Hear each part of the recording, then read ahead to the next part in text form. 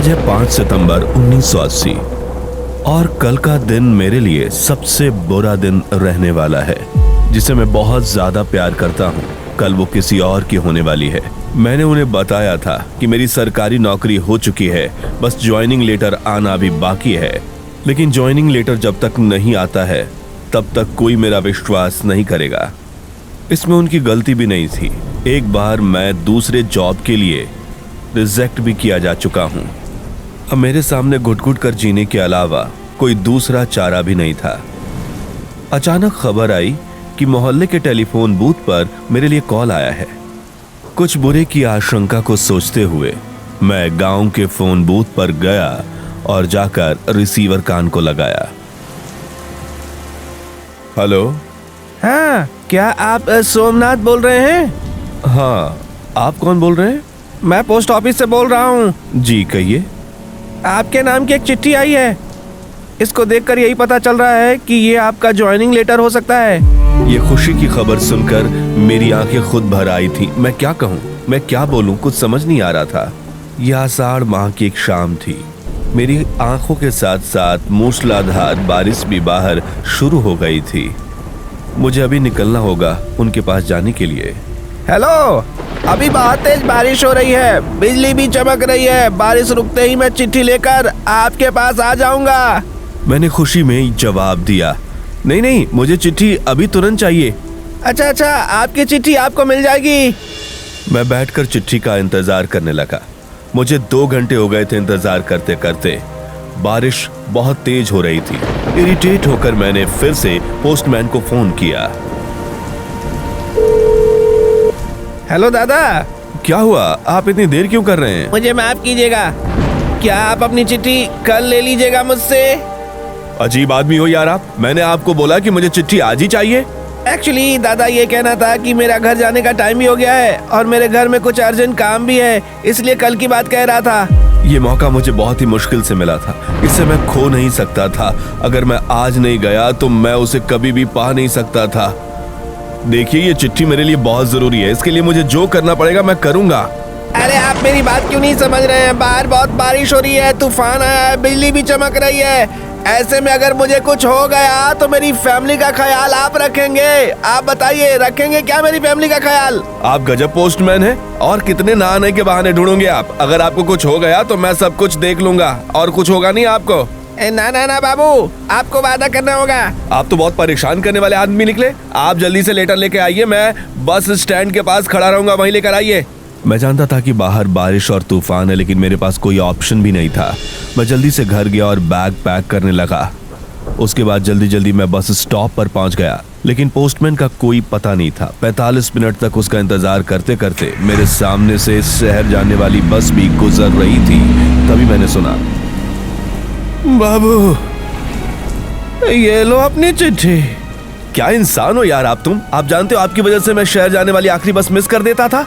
और बिना कुछ ज्यादा बोले मैंने उस पोस्टमैन को 10 रुपए दिए और दौड़कर जाकर बस पकड़ ली।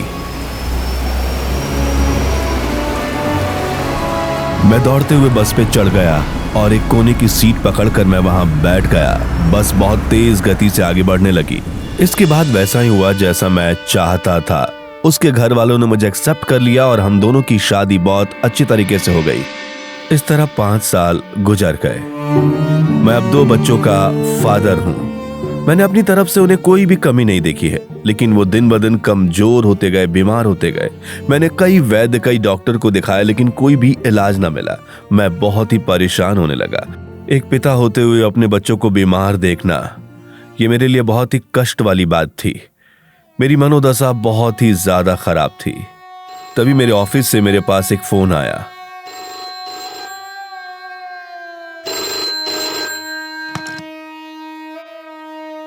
हेलो सर, एक नया केस आया है, आपको अभी आना ही पड़ेगा। नया केस? हाँ सर, अभी आया है। अभी आना पड़ेगा? हाँ सर, दरोगा साहब ने वही कहा है। अच्छा, मैं देखता हूँ। देखो, वैसे भी बच्चों की हेल्थ ठीक नहीं है। अब तुम किसी और केस में मत उलझो प्लीज।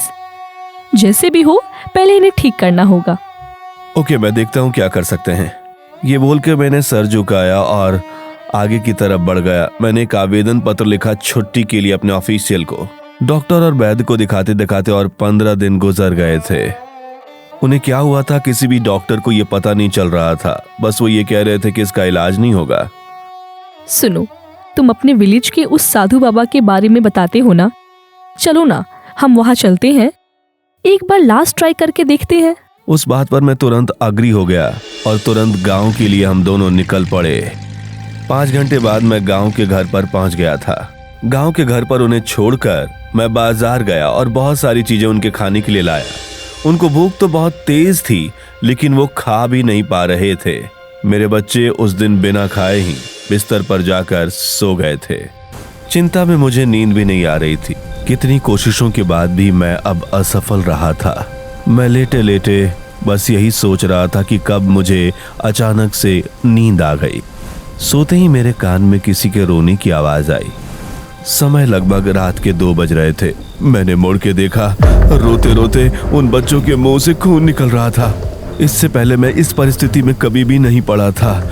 मैंने आगे पीछे कुछ भी न सोचा और उस मूसलाधार बारिश में छाता लेकर डॉक्टर के पास जाने के लिए अपने घर से निकल पड़ा था।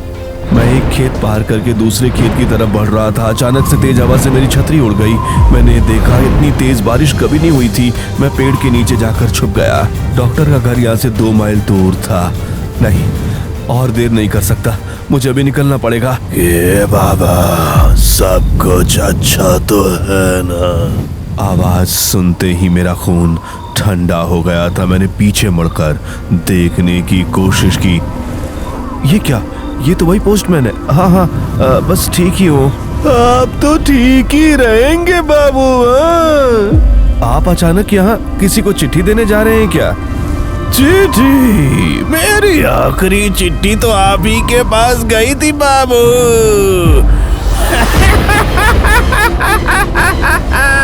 उसकी बात खत्म होने के पहले ही मैंने यही देखा। ये मैं क्या देख रहा हूँ? उसकी एक तरफ खोपड़ी छिली हुई है और उसमें कीड़े भी चल रहे हैं। ये क्या देख रहा हूँ? ये कोई इंसान नहीं हो सकता है। ये भयंकर दृश्य देखने के बाद मैं वहां रुका नहीं और वहां से बस मैं भागने की कोशिश करने लगा। मुझसे दौड़ कर नहीं भाग पाओगे साहब। आपने वादा किया था मुझसे, उसका सब कुछ भूल गए हैं आप क्या? मैंने वादा करके आपसे वादा नहीं निभाया। मैंने आपका क्या नुकसान पहुंचाया है? नुकसान? याद करो साहब, आज से ठीक 6 साल पहले आज ही के दिन ऐसा हुआ था। मैंने आपसे बोला था कि आपके पास मैं अभी नहीं आ सकता हूँ, लेकिन आपने मुझे मजबूर किया था। अरे आप समझने की कोशिश नहीं कर रहे हैं। बाहर बहुत तूफान भी है, बिजली भी चमक रही है। अगर मुझे कुछ हो गया तो क्या आप मेरी फैमिली का ख्याल रखोगे? बोलो, क्या मेरी फैमिली का ख्याल रखोगे? और आपने क्या कहा था? अगर मुझे कुछ हो गया तो आप मेरी फैमिली को देखोगे। आपको कुछ हो जाएगा? अगर आपको कुछ हो जाएगा तो मैं आपकी फैमिली का ख्याल रखूंगा। ना बाबू, आप वादा करो। अरे आप तो बहुत परेशान करने वाले आदमी हैं। किसी भी हाल में मेरी चिट्ठी यहाँ ला कर दीजिए। लेकिन आपने देखा नहीं, आपने मेरी फैमिली का ख्याल नहीं रखा। आप ही की तरह मैंने भी एक पेड़ के नीचे आश्रय लिया था, लेकिन वो पेड़ की डाल टूटकर मेरे ऊपर ही गिर गई और मैं मर गया। मेरे पीछे कोई भी मेरी फैमिली को देखने वाला नहीं था। मेरी बीबी बीमार थी, वो भी कुछ दिन बिना दवा के मर गई। मेरे बच्चे खाने के बिना भूख से अभी भी तड़प रहे हैं। आज भी वो कहते हैं। वो आवाज आप जरा गौर से सुनिए। सुनो वो आवाज, सुनो वो आवाज। मुझे भूख लगी है, मुझे कुछ खाने को दो। मुझे भूख लगी है, कुछ खाने को दो। उनकी की आवाज मेरे कानों में आई। उसके बाद से मैं उस पोस्टमैन के घर को वहां से आसपास ढूंढने लगा। घर ढूंढते ढूंढते सुबह हो गई। मैं पोस्टमैन के घर गया। वहां देखा चारपाई पर 2 बच्चे सो रहे थे। वो बच्चे ठीक मेरे बच्चों जैसे लग रहे थे। उन्हें इस हालत में देखकर मुझे बहुत दुख हो रहा था और खुद पर गुस्सा भी आ रहा था। ये मैंने क्या किया? मैं तुरंत आसपास के बाजार में गया और खाने की बहुत सारी चीजें लाई। वो उन्हें ऐसे खा रहे थे जैसे कितने दिनों से वो भूखे हो और बस खाए जा रहे थे। उनको खाना खिलाकर मैं घर लौटा। घर आकर देखा तो मेरे बच्चे पूरी तरह से स्वस्थ थे। मैंने उसी दिन से उन बच्चों की भी जिम्मेदारी खुद पर ले ली। आपको वीडियो कैसी लगी जरूर बताइए और चैनल को सब्सक्राइब करना ना भूलें।